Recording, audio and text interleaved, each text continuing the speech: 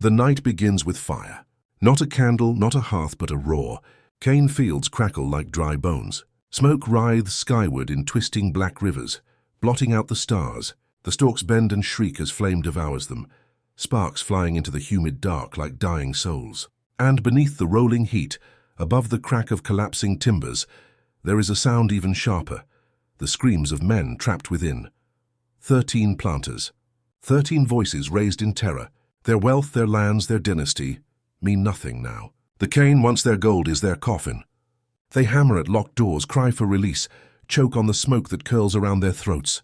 But outside, beyond the veil of fire, one figure does not run, does not beg, does not flinch. He watches.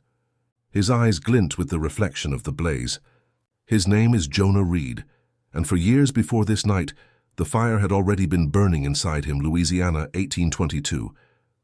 The sugar empire was young, ruthless, and thirsty. The land along the Mississippi was carved into vast plantations, each acre wrung dry by the labor of enslaved Africans and their descendants. Sugar was wealth. Sugar was power. But to the enslaved, sugar was death. It demanded sweat, blood, and bone. To boil cane was to breathe poison. To cut it was to slice flesh along with stalk. Every harvest claimed lives, and the earth was salted not with rain but with tears. The economy of Louisiana was a brutal paradox, opulence and rot intertwined. In New Orleans, chandeliers glittered above French Creole bulls. Velvet gowns swept across marble floors. Silver clinked in parlors as men spoke of liberty, property, empire. But only a few miles upriver, the cries of the enslaved bled into the swamp air. Whips cracked louder than the church bells. Bodies swung from trees to remind others of the price of disobedience. It was an empire built upon silence and enforced by terror. Religion sanctified the order. Planters summoned priests to bless their fields, to preach obedience, to tell the enslaved that their suffering was holy. Salvation was promised, but only beyond the grave. Here on earth there was only bondage. Jonah Reed was born into this world. His mother was already broken by chains, her back a tapestry of scars. His father was never spoken of. Some whispered he had been sold to Natchez, others that he had died beneath the overseer's lash. Jonah grew up in the cane. His first memories not of play but of labor. His hands, small and raw, bled from pulling weeds between rows. His lungs filled with soot from the boiling houses before his voice had even deepened. Hunger was his companion, silence his survival. The overseers taught him quickly.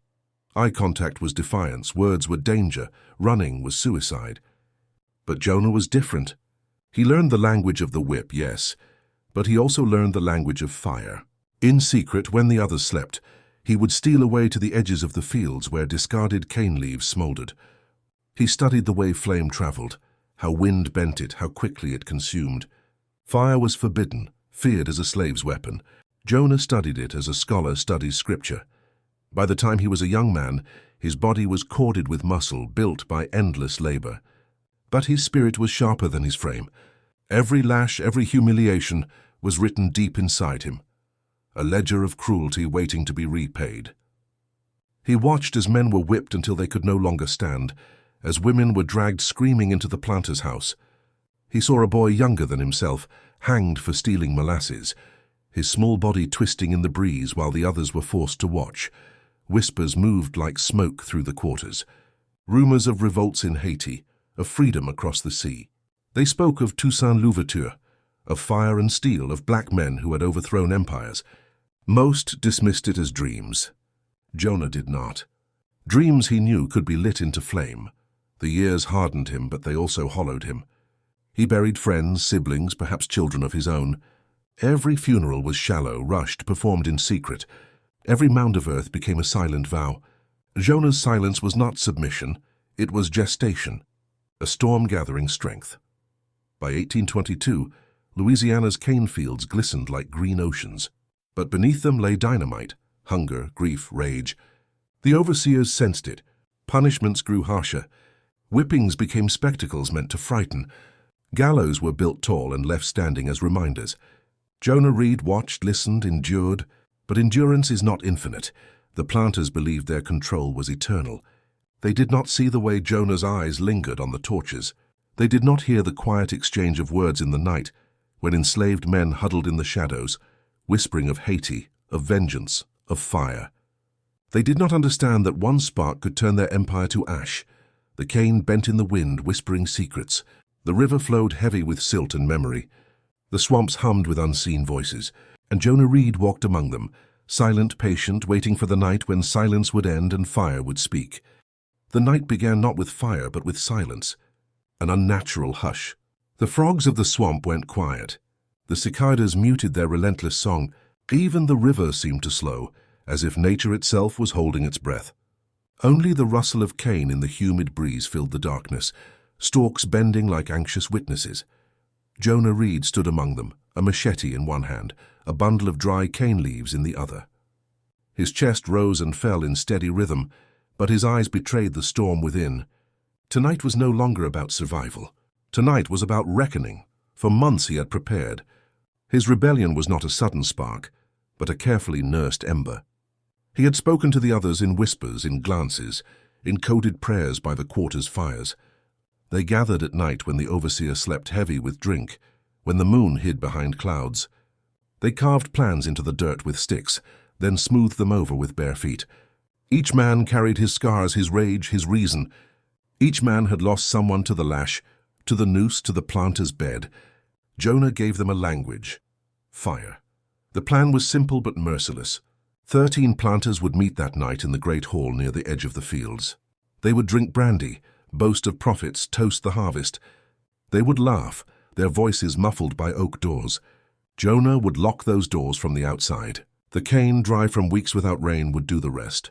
Fire would swallow the hall, the fields, the empire. As the men gathered, Jonah slipped into the shadows. The moon revealed itself, cold and watchful, painting silver lines across his sweat-slicked face.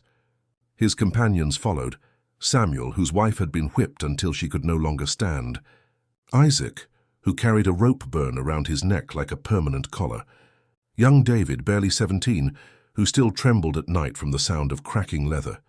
They carried torches wrapped in cloth, soaked in fat stolen from the kitchens. Their weapons were simple: machetes, axes, farming knives, tools of labor sharpened into instruments of liberation. Inside the hall, the laughter began, muffled but clear, the sound of glasses raised, of boots stamping wooden floors.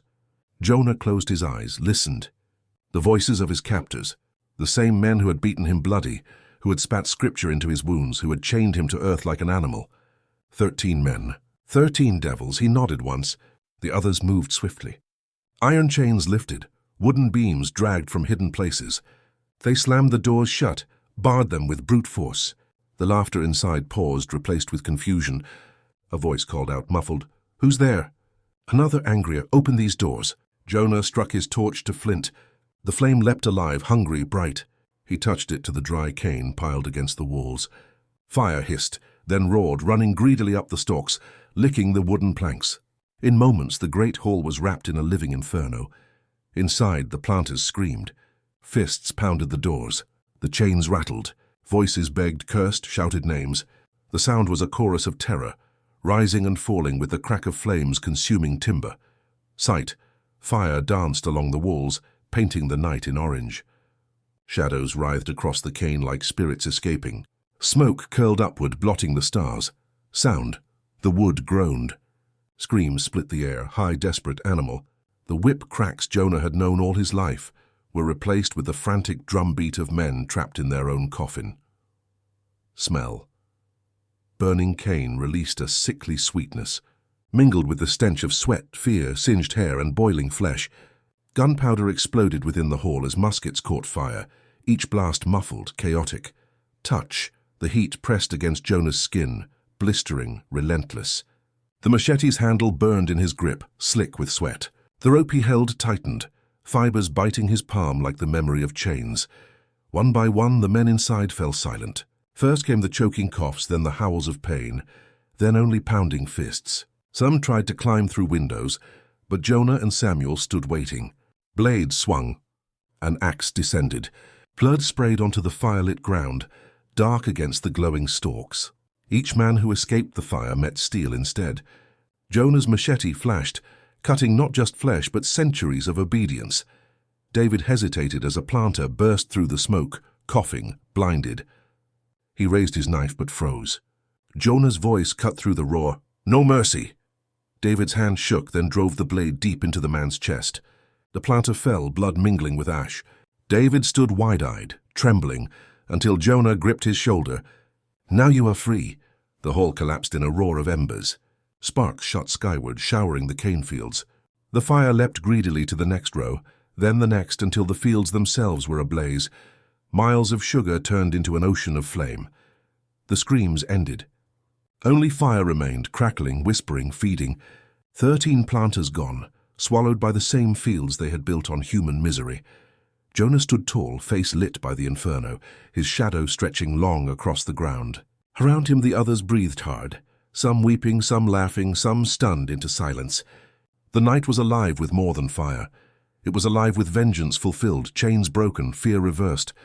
But Jonah knew the cost. Fire was freedom, but fire was also a beacon. The blaze would draw the eyes of New Orleans, of militias, of vengeance more brutal than any whip. Tonight was theirs, tomorrow perhaps not. Still he did not regret. He could not. As the wind carried sparks into the night sky, Jonah whispered words no one else could hear. "The cane has drunk enough of us. Tonight it drinks its masters." The swamp winds answered, carrying the scent of ash and blood. The Mississippi rolled heavy and black, reflecting the fire like a mirror of hell. The empire had been wounded. The silence of centuries had been broken. Hands the fire once lit would never be forgotten. Morning came like a blade through fog. The air was thick with smoke, the sun struggling to rise behind a veil of ash. Where once stood acres of green cane, only blackened stalks remained, brittle skeletons reaching skyward. The great hall was gone, reduced to a smouldering pile of charred beams and twisted iron. The smell lingered, sweet rot of burned sugar, acrid bite of scorched flesh, the metallic tang of blood baked into soil. Jonah Reed stood at the edge of the ruin, his eyes red not from tears but from the night's fire. Around him the men who had followed him into flames staggered like ghosts. Their faces were marked by soot, their hands blistered by heat, their eyes hollow from the screams that would never leave them. Some had fallen to their knees in prayer, begging forgiveness from a God who had been silent for so long. Others stood trembling, unsure if they had broken chains or only forged new ones. The silence of dawn was shattered by hoofbeats. A rider, then another, then a dozen. Word had spread as quickly as the fire itself. Militias had been roused from their beds in New Orleans and the surrounding parishes. The fire in the fields had lit the night for miles, a beacon not just of rebellion but of threat. Planters who had once boasted in candle-lit parlors now came armed with muskets, sabers, and vengeance. The militia descended like wolves. They found Jonah's band exhausted, scattered. Some tried to flee into the swamps, hoping the thick reeds and mud would hide them. But the dogs came, lean, snarling beasts trained to track the scent of fear. They dragged men from the water, tore flesh from bone. Screams echoed across the bayous, a different chorus from the night before. Those who were captured alive were bound in chains, marched back to the charred remains of the plantation. There, before the still smoking ruins, the trials began. Not trials of justice, but of spectacle. Jonah stood at the center, his wrists raw from shackles, his body beaten but unbent.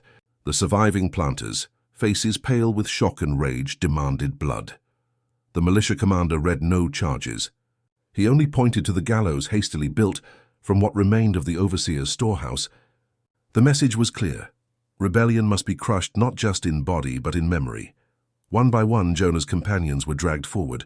Samuel cursed until the rope cut off his voice, his legs kicking wildly before falling limp. Isaac spat blood at his captors, his eyes burning with hatred even as his neck snapped. Young David wept, calling for his mother as the noose took him.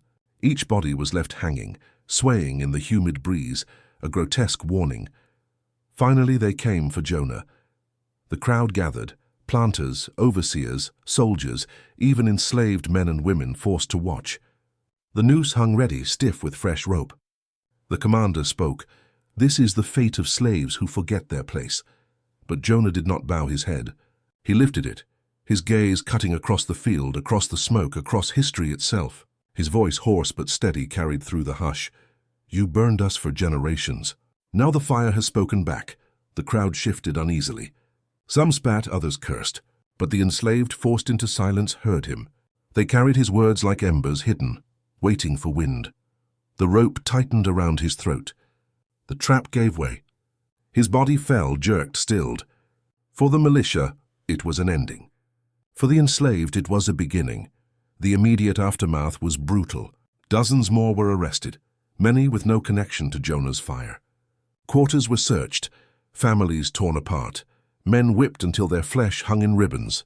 Laws grew harsher. No gathering after dark, no reading, no meeting without white oversight. The fear of fire haunted every planter.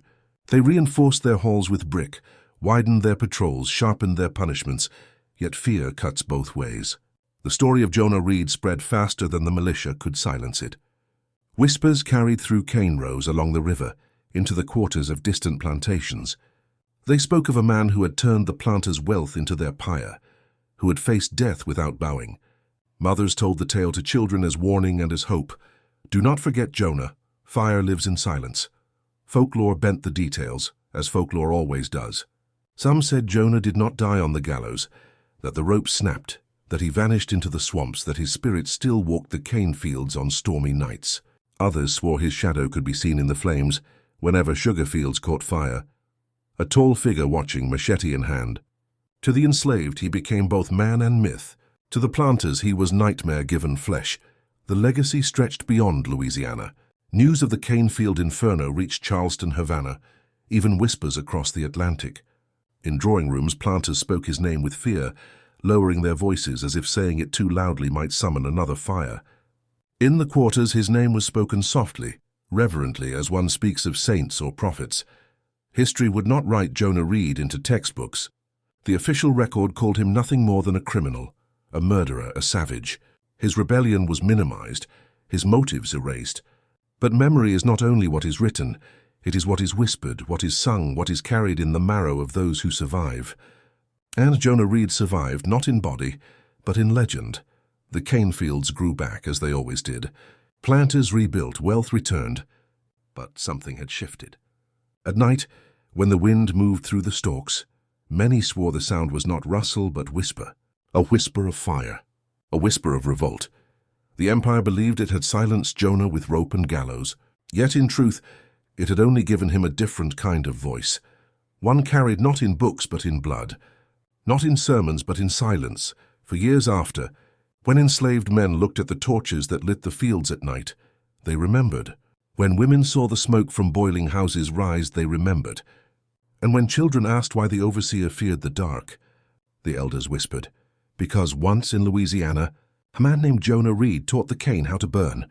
The river flowed on, carrying silt and ash, carrying memory. Storms swept through, tearing at the stalks, reminding the land of the fire that had come before.